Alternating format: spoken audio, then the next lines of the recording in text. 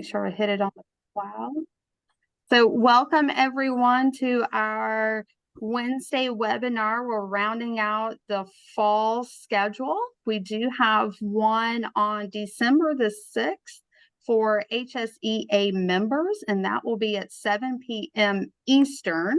So just a heads up on that. We do have one more for HSEA members, but to round us out for the regular fall season, we are excited to have Damon and Tammy with us. They're going to talk to us about Biotechnology, a new HOSA competitive event, and BACE, the nationally recognized biotechnology certificate.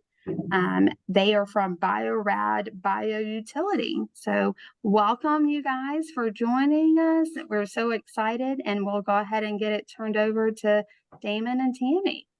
All right. Thank you for having us. Really excited to be here and kind of share what's going on as biotechnology becomes a bigger portion of like health science education. I'll get things kickstarted by kind of going into the HOSA event, doing a little bit of background on biotech, and then I'll turn it over to Tammy. As I'm going, feel free to kind of pop questions in the chat, or when you see me giving you a breath and you want to get a question in, feel free to unmute and jump in. We'll just work it out from there.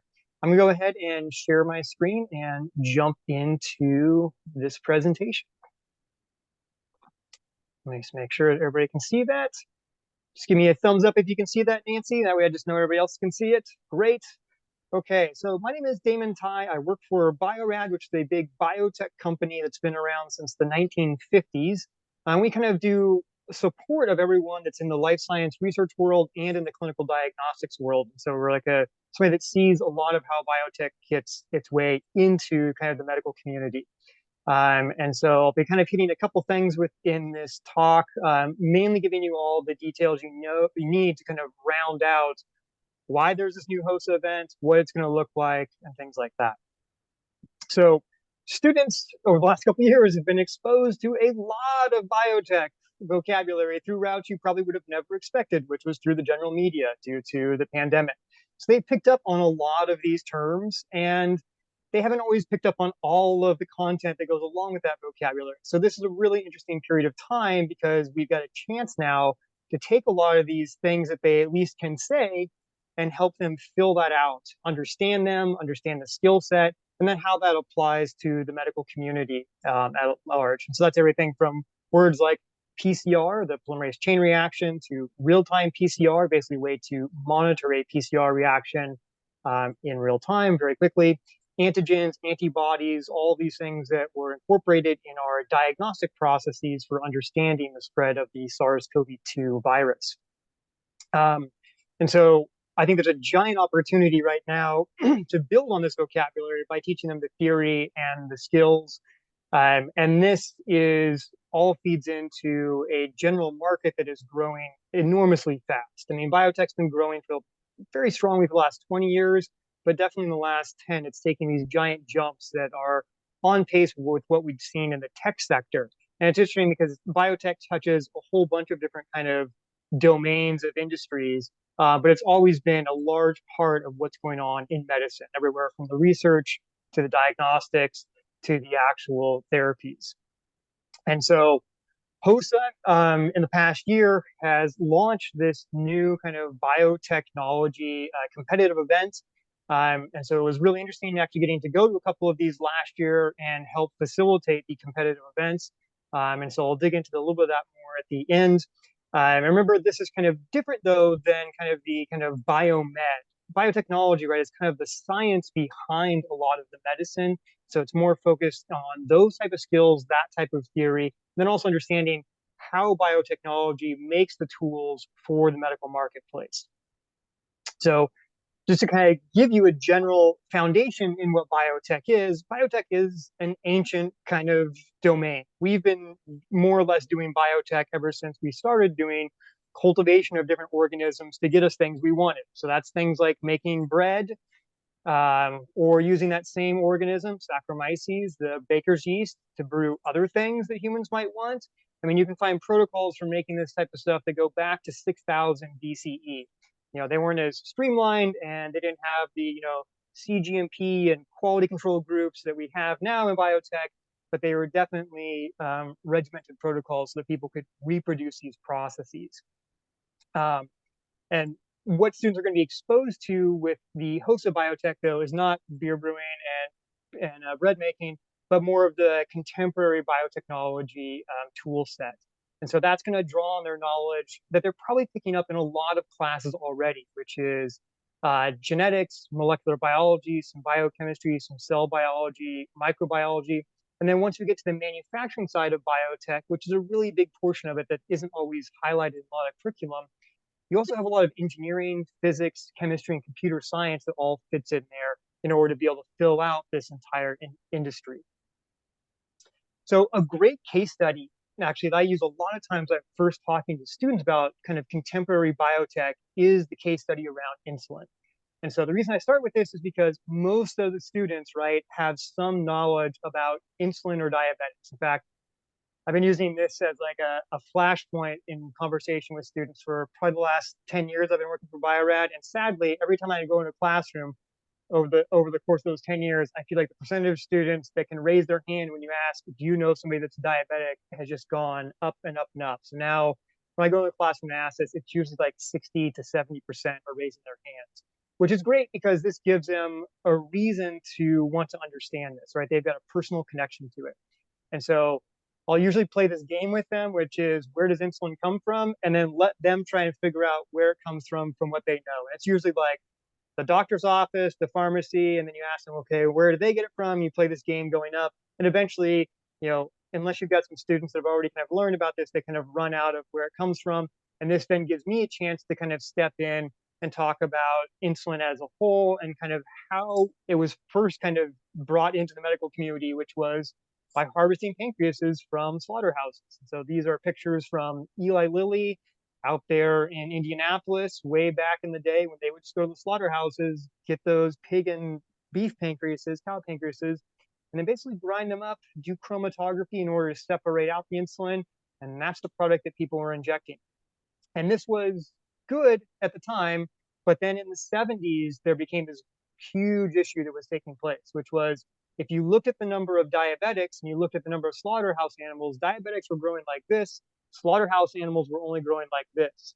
So what's going to happen? You're going to have a giant market shortfall, which means the price on insulin is going to go up. And I love doing this with the students because you realize all of a sudden that all of them are economicists at their hearts. They all understand that. When you show them that little kind of like graph with your hands, they're like, price is going to go up. And then you can talk about what does this mean from a public health point of view. This is a really bad situation because if people are now having a hard time getting access to this medicine that they're using to deal with their pathology, bad things start happening. Now, I usually like to kind of dig a little bit deeper in there because when you ask them, their first thing is, well, people are going to die. And it's like, yes, but let's talk about how it happens because it's really ugly. And this is definitely something we want to keep from happening.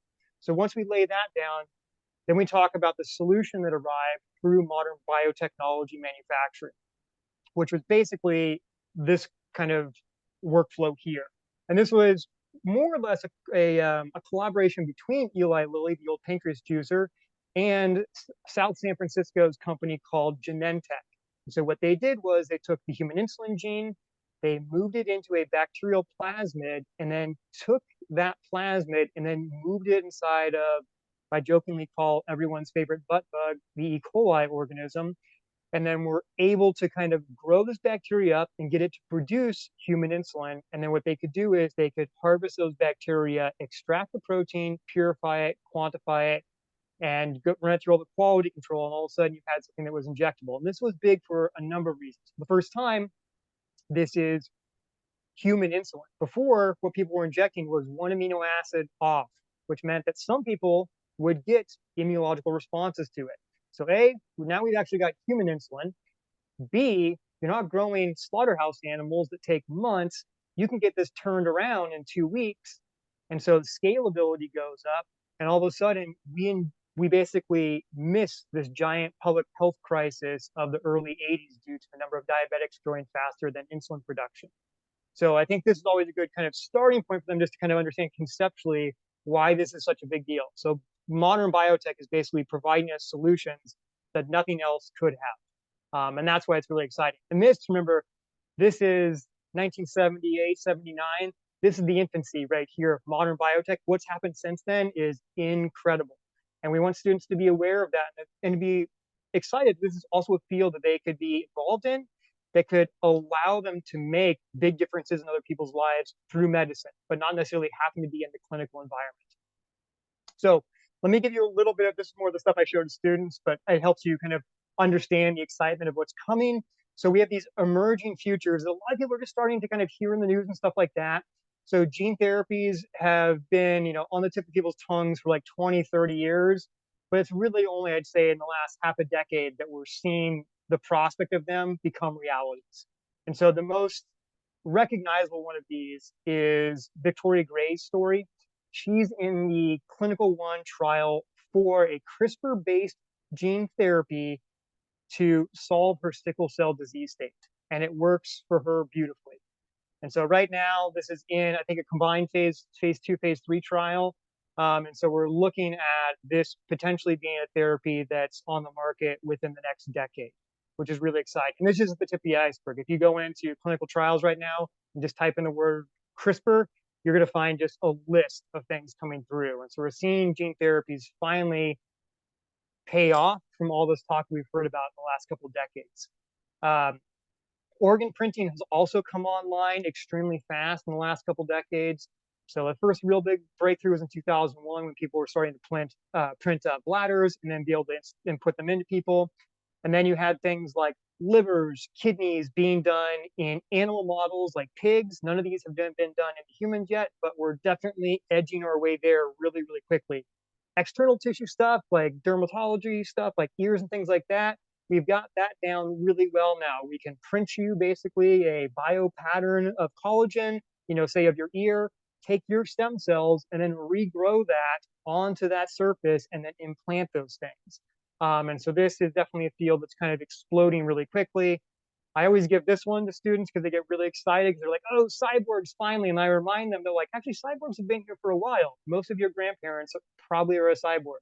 Because since the 50s, we've had pacemakers, which is about as cyborg as you can get, right? You've got a mechanical device that is keeping you alive. Or even the 80s, where you have a mechanical device that listens to the world and directly talks to your neurons so that you can hear things. And you know what? If you just implant that with a different microphone, all of a sudden you've got superhuman hearing.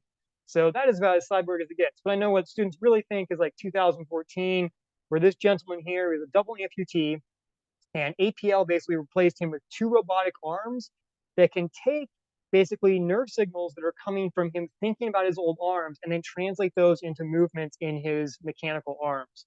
And then in 2018, things got really weird because a lot of this kind of robotic-y stuff started going into biohacker spaces, where these are people not in academia, not in business, but kind of a lot of tattoo artists that have been used to putting stuff under the skin, deciding to put really weird stuff under the skin, like LEDs, RFID chips. Gentleman there on the right is colorblind, but he built himself a way to stimulate his brainstem so that he can see colors using this device in front of him. So it's a really weird, explosive world out there at the leading edge of kind of like biotech meets biohacker world. But all of this is to come back to, it's a really exciting time to be in biotechnology when it's applied to medicine. And that's both on the research side, which is understanding the fundamental biology of what's going on with diseases and health and human basically progression. The diagnostic side, which we've seen a lot of in the last couple of years due to SARS-CoV-2, and of course the therapeutics and prevention side. And so biotechnology really is that science behind the medicine. And for like someone like me who started off thinking they're going to the clinical science world in high school, this was the route I ended up going because I learned that I loved medicine, but I didn't like the clinical environment.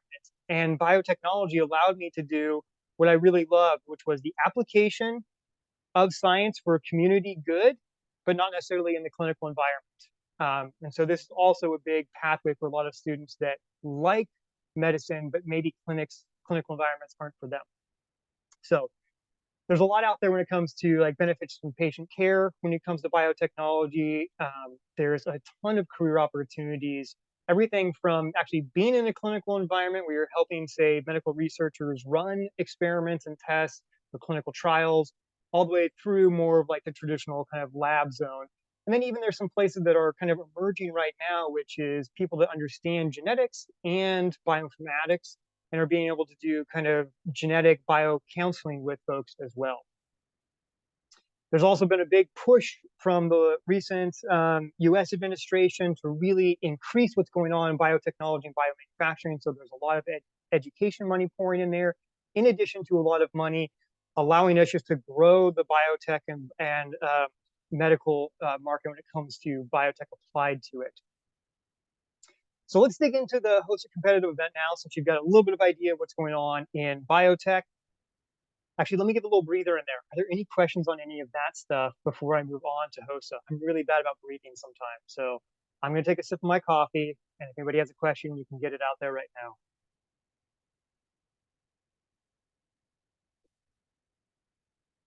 Okay, we'll go on to the HOSA competitive event.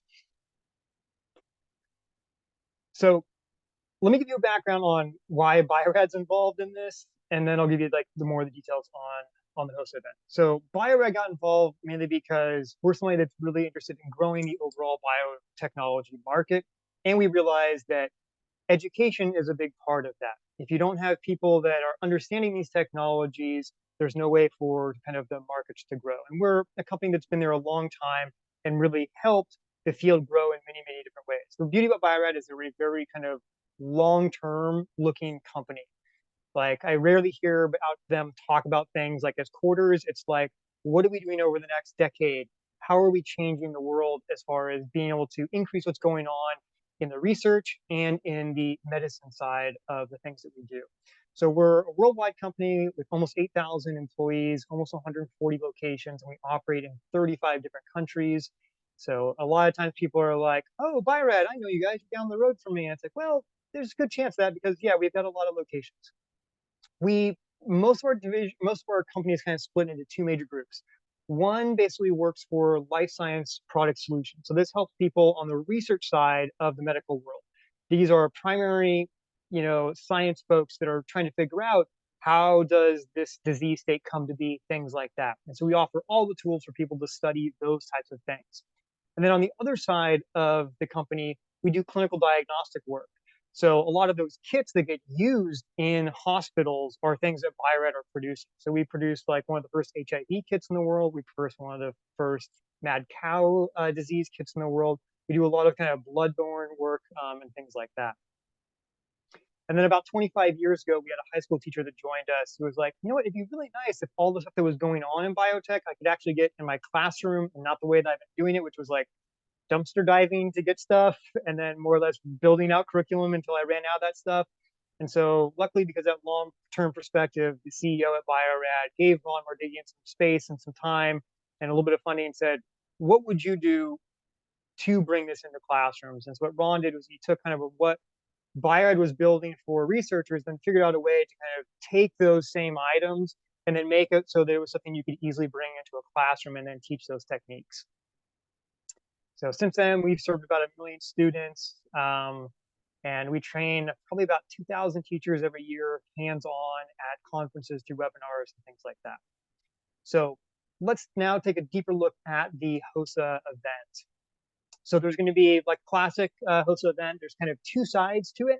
There's a written test and then a hands-on skills portion. The written tests, people are usually not as spooked out about, right? Because taking on new information, relaying new information, helping students learn it, that's what we've been doing in education, right? That's our bread and butter. But people usually get all worked up about the hands-on skills because maybe these are things they haven't done before. And this is where we're really there to kind of help support people understand how to go about teaching this, what tricks and tips and things like that are needed.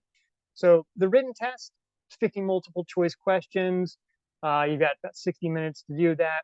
Most of this content can be covered in a lot of kind of biotechnology curriculums you see out there already. We actually produce a biotechnology textbook that is actually a great tool for doing this because it has all of this kind of content in there. And this content that you're going through for the written test, this lines you really up for what Tammy's going to talk to you about in a bit, which is the BACE certificate. And so the laboratory textbook, there's a student edition and a teacher supplement for advisors. But a lot of that content you'll find also in AP coursework. You'll find it in Project Lead the Way. Biotechcareers.org has a lot of the kind of content you'll find in the written portion of the test. Biotechnology, but that written stuff also kind of allows you to do a little bit of career exploration in there, which is always something you want to do anytime you're bringing in a new industry, right? Is allow them to understand what are all those different positions look like. Because I know for me being a high school kid going into healthcare, the only thing I was aware of was what they showed me on ER. So I was like, so you're a nurse or you're a doctor. Forget the other, 100 of, careers that are out there. So the textbook allows you to do a little bit of that. So round two is really the portion that people get worried about, and this is the hands-on skills side of it. And this is where kind of Bio-Rad is really there to kind of support people. And this is why we went around to as many of these competitive events we could this year and kind of help support facilitating those events for the first time. So these hands-on skills are ones that require minimal equipment. There's really no hazardous chemicals or compounds students are going to use. Skills can all be completed in under 20 minutes. The skills reflect techniques that are common to most biology classrooms at this point, especially anybody that has like an AP classroom. Most of these are things you're already going to be seeing in those AP classrooms. And then we try to position them within relevant real-life scenarios and skills. In fact, I'm going to take the competitive events, the different 7 ones, and then show you actually how they kind of map to something like producing insulin in just a second. So these are the 7 different hands-on skills that they might be asked to do in the competitive event. One is just demonstrating the use of micropipettes and transfer pipettes. And remember, this is like the core skill of biotech is you got to be able to move discrete amounts of liquid from here to there precisely. And then there's DNA electrophoresis, basically showing that you can run and separate DNA on a gel. There is the bacterial transformation. How do you take exogenous DNA from one organism, move it into another one, and get it to express it? There then is one on just the interpretation of a gel. How do you interpret the banding patterns as far as the size and things like that of DNA?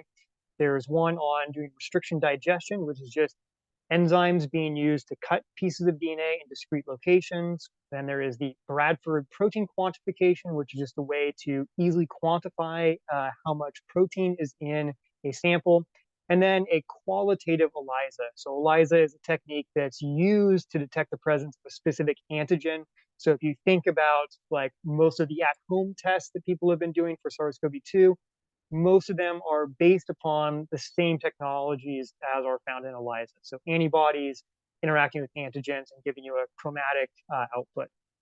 If I were to try and map these onto, say, a workflow we talked about earlier, like the production of insulin, micropipettes are basically used at every kind of step within like production.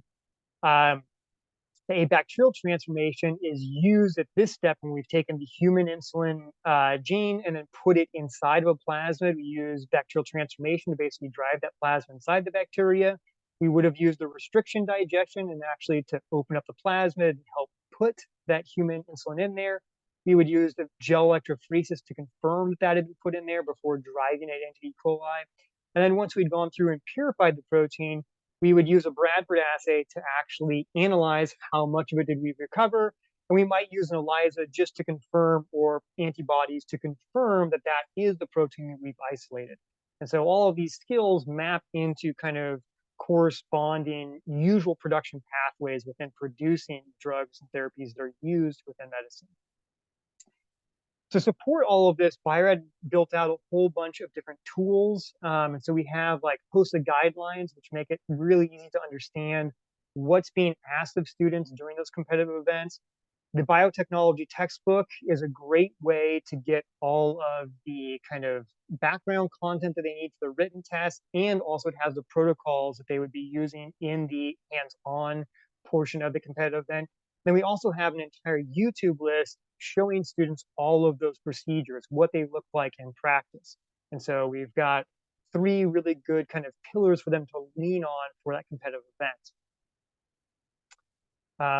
Since we're running a little bit farther on time, let me just kind of jump through to this. So to get any of those resources, if you have your cell phone, you can scan that QR code, and that will get you to the resource page that we have for all of the HOSA competitive events. We'll also send out this slide deck so that you have it at the end. And that competitive event really appeals to students that have like a familiarity with biotech, right? And a lot of them already have this from going to that HOSA competitive event this past year, because a lot of these students are coming from these combined pathways where they've been doing a little bit of biomedical that has a little bit of biotech in there. So all the HOSA advisors doing is kind of filling out more of that portion of this that is not covered by kind of a classic biomedical. And then if you're already doing the HOSA biotech competitive event and you're getting that content for them, you're pretty much almost already ready to then take BACE, which is this fantastic certificate that kind of allows industry to go, oh, this person has these skill sets and is employable. And this is something that high school students can go after, I would say, as they've done basically the training for the HOSA competitive event. And so if you combine basically the HOSA competitive event with taking some of the Bio-Rad's textbook that allows them to kind of dig deeper into the manufacturing knowledge, like CGMP, QA, QC type of stuff, they basically have full package then to kind of be ready to go and examine for the BACE. And so with that, I'm going to go ahead and stop my share and I'll turn it over to Tammy. Awesome. Thank you, Damon. And thank you all for being here. I know after school it's already late and some of you are probably ready to go home and take a rest. So I will continue to follow on, but although quickly, are there any questions for Damon before I move on?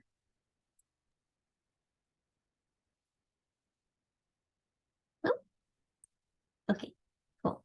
All right. So, Damon just, it's so exciting to see the advances in biotech and really, how students can align what they're learning in biomedical science programs with a whole nother career path that they're really not frequently even aware of. So I'm going to talk a bit about the BACE, but to be honest, my real goal and focus is to really start talking about, what are these careers and how the content that's embedded in your curricula really is an important part in these careers. And so just real quickly, I am Tammy Mandrell. I'm from the University of Florida, and I direct a center that has been in place now for almost 20 years that's focused on developing workforce talent for the bioscience industries.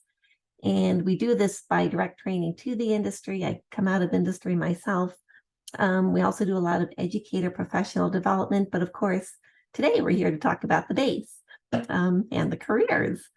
And if you aren't already familiar with the BACE, real quickly, it's an industry recognized credential, and it's the outcome of an industry DACUM analysis. So these are what they consider the minimum competencies and skills that they're looking for when they're hiring candidates into their positions for hire. And that's maintained by a national advisory board. And so what I want to do is I'll show you what these competencies and skills are. But the idea behind this is that, when you hire somebody who's earned this credential, they've shown the aptitude for the work, they've shown the perseverance to pursue, right, a higher level credential for these jobs. And what it says to industry is that they can be hired and then be quickly trained on industry specific protocols. And so I think sometimes people maybe are a little apprehensive to either prepare or sit for the exam because they think, oh, I never worked with a bioreactor or large-scale purification equipment. But that's not the purpose of the BACE. It's really taking those foundational techniques, many of which you're using in your classrooms, and the competencies, and then applying them to learning these higher order things once on the job. So the board dictates the distribution of these competencies and skills, and you can see them outlined here. And again, I'll share my presentation, so this is all can be quickly at hand. And you'll see there's a big focus on those technical skills, and many of which, right, Damon's already described, for the HOSA competition and for these other applications. And then correlating with that on the knowledge exam portion or the competency portion is the industry wants their candidates to not only be able to perform the skill, but they want them to understand the science behind its application and why it would be used, right? And so, Damon described, the ELISA, right? Very common for pregnancy tests, COVID tests, but it's really used in the antigen antibody conjugate to determine whether or not a protein is present. And so, right, just the basics of the mechanics behind these techniques that, and how they work. And so this is an outline of what's on the knowledge exam for the BACE. And again, I think most of this is going to be relatively familiar to anybody who's teaching Project Lead the Way's biomedical science program, or right, any other biomedical sciences. Even AP biology covers a lot of this content as well. The areas that are highlighted in green are where I see traditionally lacking in curricula. And this is content that is covered in the Bio-Rad Explorer textbook. And then we also have a number of resources on our website, which I'll get to a little bit as well. And then this is just an outline of the practical exam. So again, you see it's really what you find in most classrooms, and it's just your standard equipment, but if students understand, how to work with equipment, maybe keep an equipment log, the concepts of calibration, maintaining a piece of equipment, right? That's kind of putting it into the industry context. And so what I'm going to do real quick too is, normally I don't throw this in, but I'm going to throw it in because I think it's so important, is that if anybody is thinking of sitting for the BACE exam, I think one thing that people aren't typically familiar with is that we offer a number of free resources to help candidates prepare. And so I just want to show these to you real quick because we really see a difference in how students perform on the actual exam and then the amount of time they spend in our practice exams. So if a school registers to administer the exam to their students, or even if a student registers to take it as an individual, they have access to all these resources for no cost. And there's no cost to register the site, right, to test either. And we have these two versions of the practice exams. You see A and B, and they're broken out into the same topics that I just showed you earlier in the pie chart. And so the students can go through these, teachers can monitor student progress. You can see where there might be a gap and to supplement it. And so these are really valuable tools. And in addition to that, we have other resources to help supplement, right, where we see those traditional gaps. But if a student or a candidate passes the exam, then they're awarded a digital credential, which they can then use, to put on their resumes, LinkedIn accounts, etc. And then the positions that they're hired into, and it's a full spectrum. And I'm going to talk a little bit more about these because Damon really laid the groundwork for this. But they can be hired into a whole variety of these positions. And we've been focusing on the biopharmaceuticals and the biomanufacturing piece, but a lot of this is applicable to other sectors of the bioscience industry. Ooh, what did I just do? Can you still see my screen? Oh, there we go. Right. So, our focus here today is, the healthcare and the biotech. But what I love about these programs is, again, right, these skills that your students are learning are really applicable to the different industry sectors. So it really opens the doors to a lot of career opportunities. And this is just an example. This is a list of companies that have hired BACE credential earners.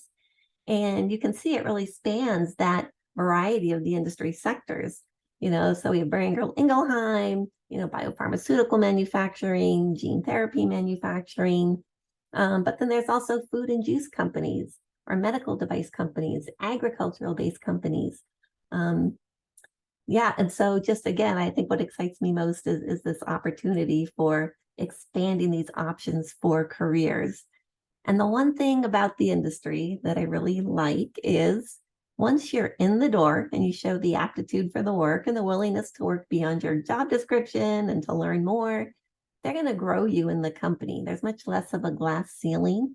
So it's not so focused on the degree, right? Bachelor's, master's, graduate degree, as it is your desire and ability to grow within the company.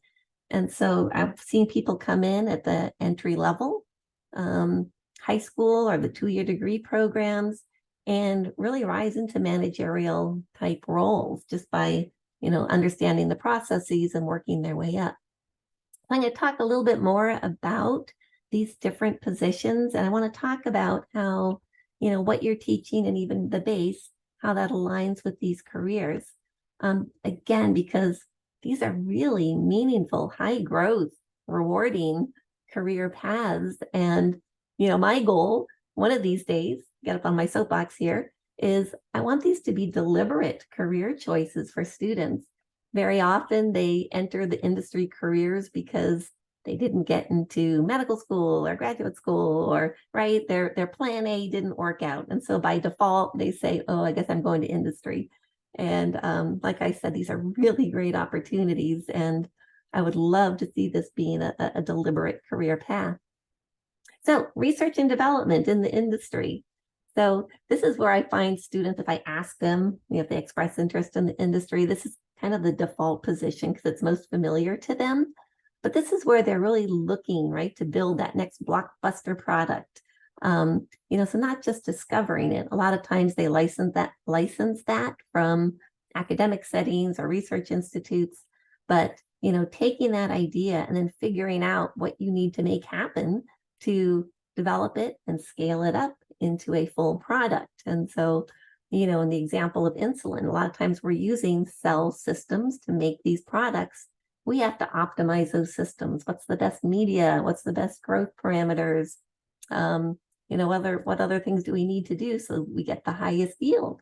And then also thinking we can do this at bench level, but how do we translate that into huge bioreactor, right, levels? Because that becomes a whole different process there. So research and development, I think, is a really exciting place to be.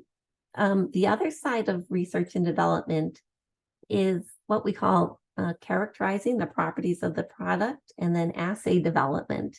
I really wish someone had told me about this, early on when I love science, because, if you think about the product label and all the information that's on it, all those parameters need to be defined before the FDA is going to approve it for sale, because these become the product specifications. How pure can we make it? How stable can we make it? What's its shelf life? Right? Are there any safety concerns?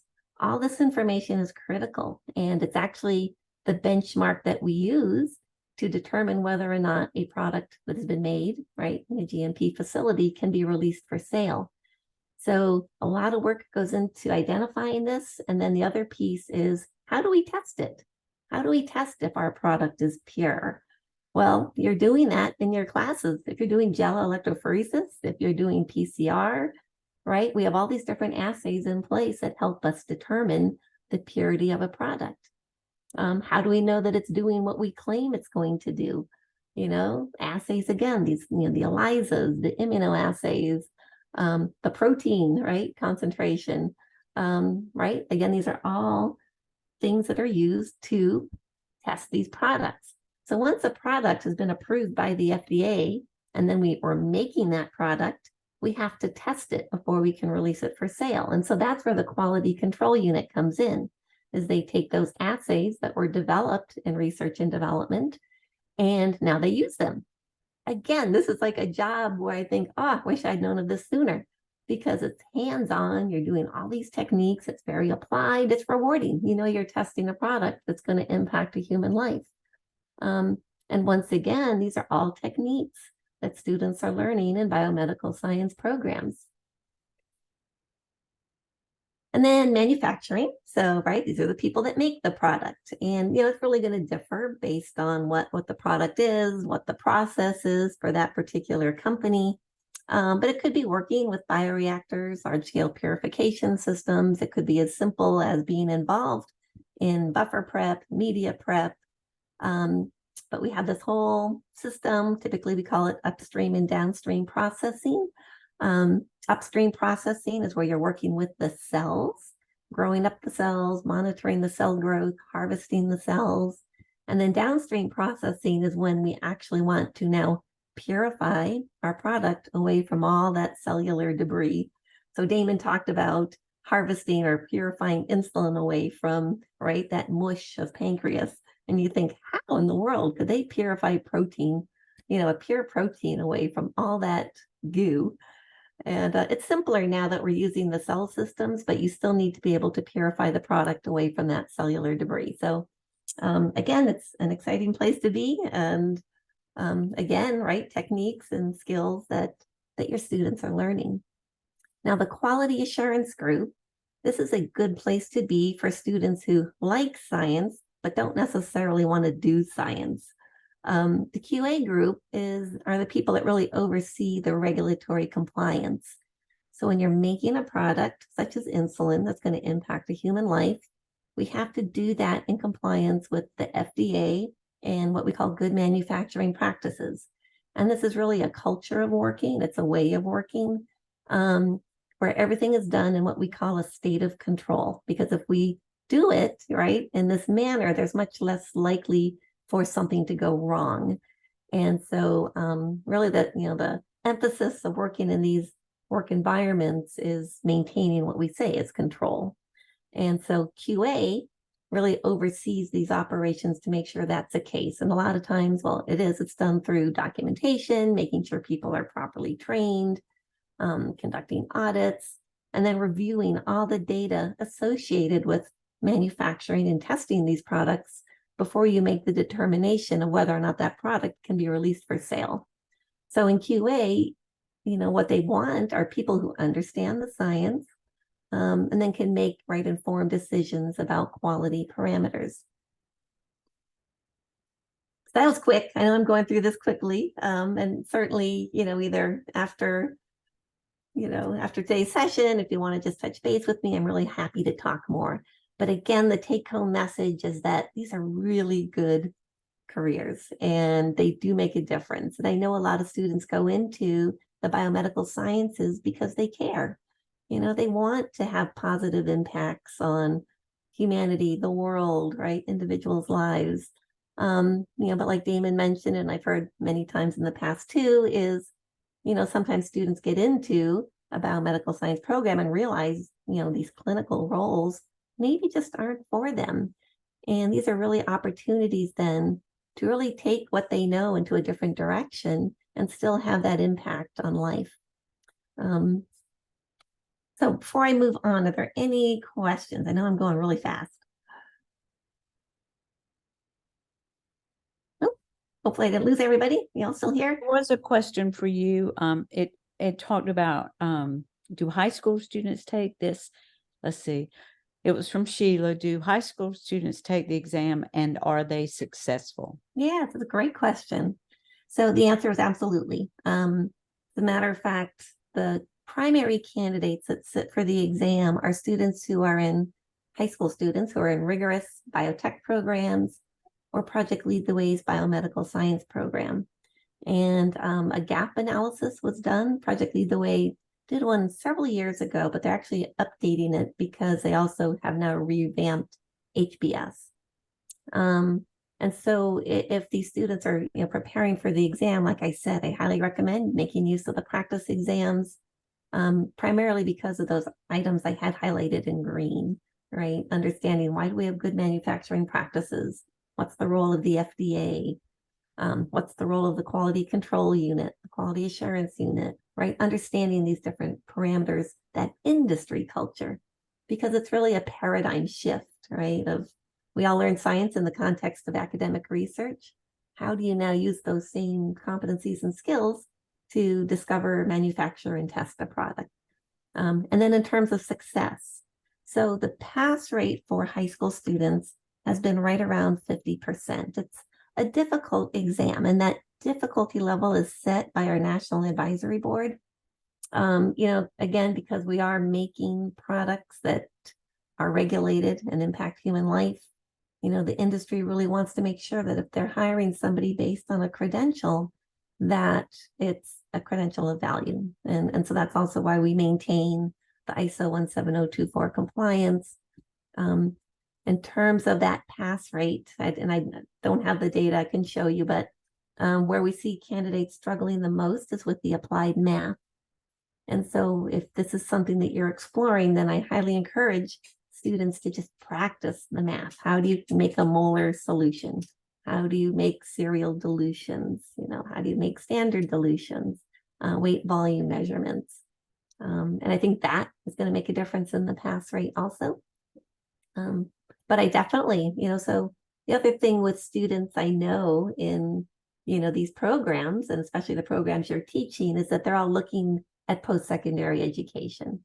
Or many of them are, right? They're not necessarily thinking they want to be employed directly out of high school, although of course life happens, right? You know, so it's always a great opportunity.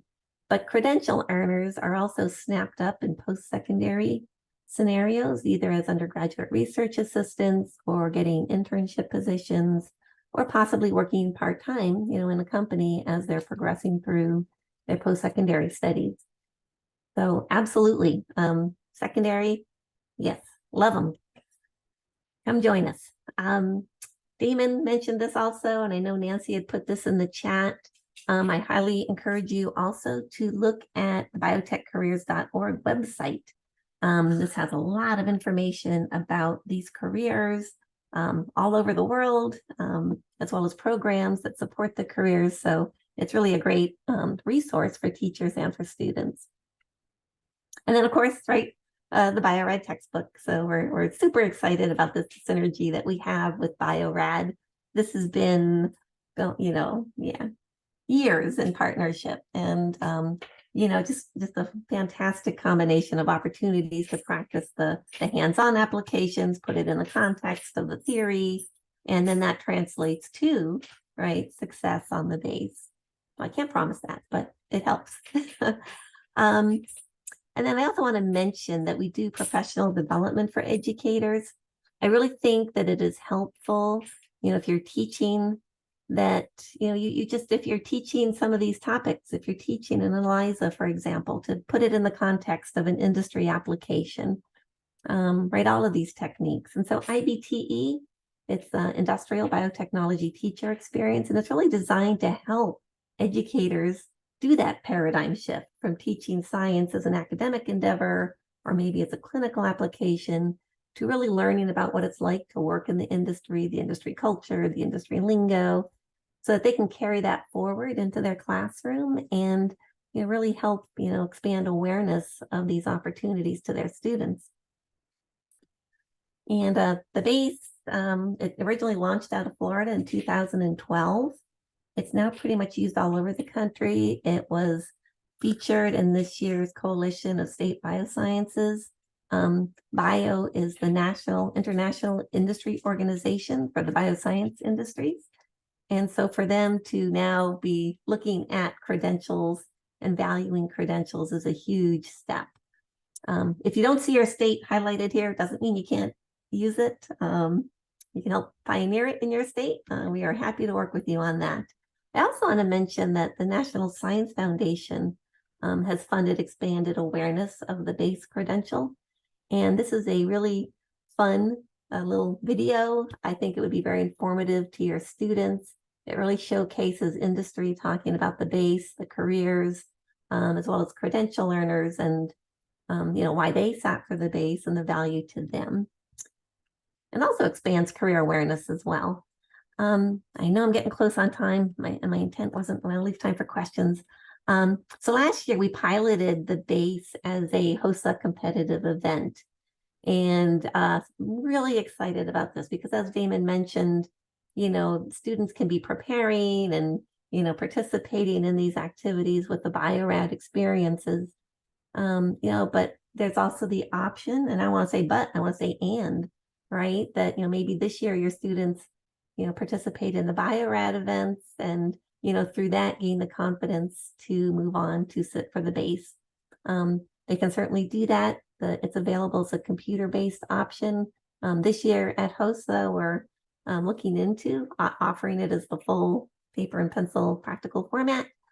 And then if you want to register, this is an opportunity. And then if you want to speak to anybody on our staff about what it takes to become a test site, there's no cost for that. Again, it gives you access to all the resources, or about taking the exam, please reach out. This link here will connect you, or come to our website, email me, but we're really happy to help however we can. You know, again, at the end of the day, my goal is to really expand awareness of these opportunities and help students and help you, you know, make this happen. So with that, I will stop sharing because I know we're coming up on time. And if there are any questions for Damon or myself, we're happy to answer them. Tammy, I think one question, I believe Sheila may have asked this. She was wondering about the cost for the exam, and if I missed it, I apologize. Oh, no. Yeah, no, because again, the point of my presentation wasn't to, do a deep dive into the BACE. So the cost, it's $185 per candidate. That includes, all the resources, but it also includes a free retake. And that's new this year. So historically, the exam was $150, but then students had to pay $50 to retake the exam. And we really want to encourage students, it is a difficult exam, to, take a retake. It also makes it easier on the teachers and the schools to not have to do a second invoice. If you are in a state where the BACE is on their list of approved industry recognized credentials, even if not, right, a lot of times it's covered by the Perkins funds, under CTE. And so that's also something else to explore. She has a follow-up question of how many times can they take it? Yeah, great question. So they can take the exam 3 times within the what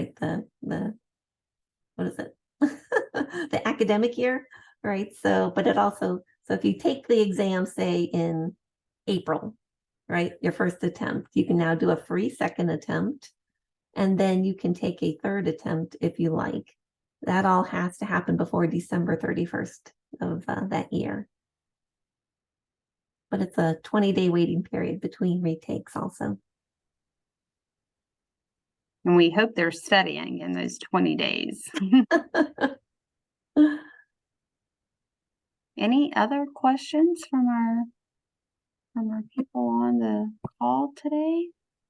Could I ask one question? I work in an online school. Is there any idea to offer this in an online version? So it actually is available as a computer-based exam. A quick background on that. Historically, it was a written knowledge and then a hands-on practical. During COVID, our national board agreed that we could move the full exam into a computer-based format. And then during those 2 years, there was a third-party psychometric analysis study done that showed very tight correlation between the outcomes of the 2 versions. And so the board voted last summer to make the computer-based a permanent option. So that's there. So what I like about that is, there's definitely pros and cons to both. But I do like that it expands access to, earning the credential. So how would there was a large emphasis on the actual skills. How would that work then? How do you? So in your Technical skills. So in your course, is there any opportunity for the students to do any hands-on type work? We are a purely online school. Purely online. We do simulations for other courses, like they do medical assistant. It's purely online, but through simulations. But and so do they do simulations for micropipetting or? Not in that. I was wondering if that exists. That's the first time I'm looking into the biotech. Oh, I see. Mm-hmm. Ooh, not just for the exam, but for the actual learning for it. Gotcha. There are some resources out there. I don't know, Damon, maybe you can speak to that a little more. I mean, there's a couple of simulated modules you can do online.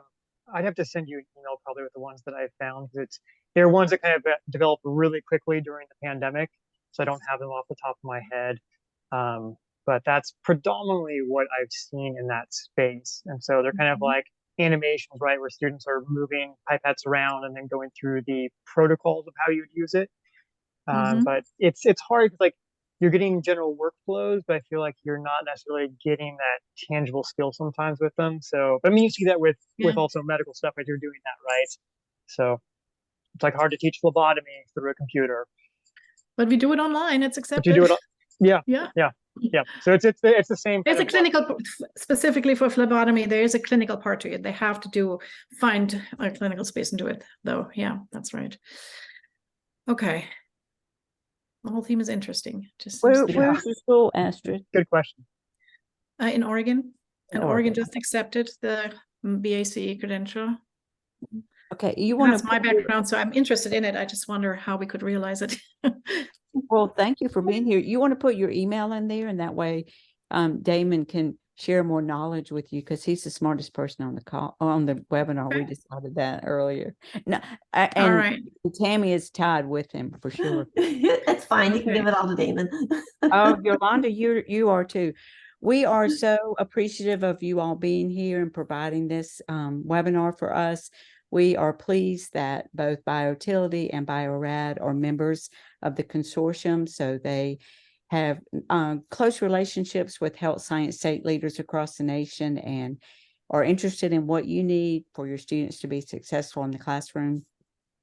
So with that, there's her email address, Got it. I'm trying to say her name right, Astrid. Astrid. Yeah. And then we will get out certificates of participation. So for all of you who were here live, you will get 1 hour of professional development. A certificate will be emailed to you by the end of the month. And we hope you'll plan to join us on December the 6th at 7 o'clock. Even if you aren't a member of the teacher organization, just come and learn more about it. And if you aren't a member, maybe you'll want to become a member after hearing about all the support that we can provide you. December the 6th, a Wednesday, you can register for that on our website. Thank you again, Damon. Thank you again, Tammy. We look Oh, forward thank to you. maybe seeing you both or at least a Bio-Rad rep and Biotility rep at our board meeting in January. Sounds good. Thank you for having me. Okay. Thank you. Thank you.